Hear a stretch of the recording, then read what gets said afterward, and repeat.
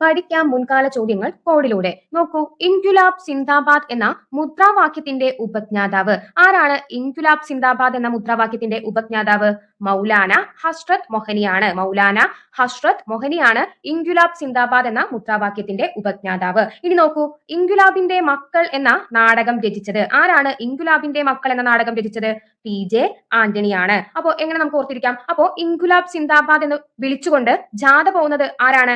ആനയും ഉറുമ്പുമാണ് എന്നോർക്കാം. ആനയും ഉറുമ്പും അല്ലെ, ആൻഡ് ഉറുമ്പുമാണ്, ആനയും ഉറുമ്പുമാണ്. ഇൻക്വിലാബ് സിന്ദാബാദ് എന്ന മുദ്രാവാക്യം വിളിച്ചുകൊണ്ട് ജാഥ പോകുന്നത് ആരാണ്? ആനയും ഉറുമ്പുമാണ്. അപ്പോ ഇൻക്വിലാബ് സിന്ദാബാദ് എന്ന മുദ്രാവാക്യത്തിന്റെ ഉപജ്ഞാതാവ് ചോദിച്ചാൽ ആന എന്നതിൽ നിന്ന് മൗലാന ഹസ്രത്ത് മൊഹനി കണക്ട് ചെയ്യാലോ. ഇനി ഇൻക്വിലാബിന്റെ മക്കൾ എന്ന നാടകം രചിച്ചത് നമ്മൾ പറഞ്ഞു ആനയും ഉറുമ്പും അല്ലെ. അപ്പോ ഉറുമ്പ് എങ്ങനെ പോവാ? കൂട്ടത്തോടെയാണ്. അപ്പൊ നമുക്ക് ഓർക്കാം, മക്കളെയും എല്ലാരെയും കൂട്ടി കൂട്ടത്തോടെയാണ് ആര് പോകുന്നത്?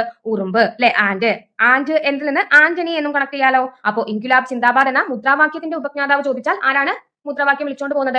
ആനയാണ്. ആന എന്നതിൽ നിന്ന് മൗലാന ഹസ്രത്ത് മൊഹനി കണക്ട് ചെയ്ത് പോവാം. ഇനി ചോദിക്കാം, ഇൻക്വിലാബ് സിന്ദാബാദ് നമുക്ക് കൂടുതൽ പരിചയം ഭഗത് സിംഗ് എന്നാണ് അല്ലെ. അപ്പൊ ഇൻക്വിലാബ് സിന്ദാബാദ് എന്ന മുദ്രാവാക്യത്തിന്റെ ഉപജ്ഞാതാവ് ചോദിച്ചാൽ മൗലാന ഹസ്രത്ത് മൊഹനിയാണ്. ഇനി ആ ഒരു മുദ്രാവാക്യത്തെ കൂടുതൽ ജനകീയമാക്കിയത് ആരാണ്? ഭഗത് സിംഗ് ആണ്. ഭഗത് സിംഗ് ആണ് ഇൻക്വിലാബ് സിന്ദാബാദ് എന്ന മുദ്രാവാക്യം കൂടുതൽ ജനകീയമാക്കിയിട്ടുള്ളത്. അപ്പൊ എങ്ങനെ ഓർക്കാം? ഭഗത് സിംഗ് അതിനെ ജനകീയമാക്കിയത് പാടിക്കൊണ്ട്, ഈ മുദ്രാവാക്യം ഒരുപാട് തവണ പാടി എന്തായി? ജനകീയമായി. അപ്പൊ സിംഗ് പാടിക്കൊണ്ട് അല്ലെ. അപ്പൊ അതിൽ നിന്ന് ഭഗത് സിംഗ് എന്നും ഒന്ന് കണക്ട് ചെയ്ത് പോവാലോ. അപ്പൊ ഇൻക്വിലാബ് സിന്ദാബാദ് എന്ന മുദ്രാവാക്യത്തിന്റെ ഉപജ്ഞാതാവ് മൗലാന ഹസ്രത്ത് മൊഹനിയാണ് ഇൻക്വിലാബിന്റെ മക്കൾ എന്ന നാടകം രചിച്ചത്. അപ്പൊ ജാഥ വിളിച്ചുകൊണ്ട്, മക്കളെല്ലാം കൂട്ടി ജാഥ വിളിച്ചുകൊണ്ട് പോകുന്നത് ആരാണ്? ഉറുമ്പാണ്, ആന്റ് ആണ്. അപ്പൊ ആന്റ് എന്നതിൽ നിന്ന് PJ ആന്റണി എന്നും കണക്ട് ചെയ്ത് വെക്കാലോ.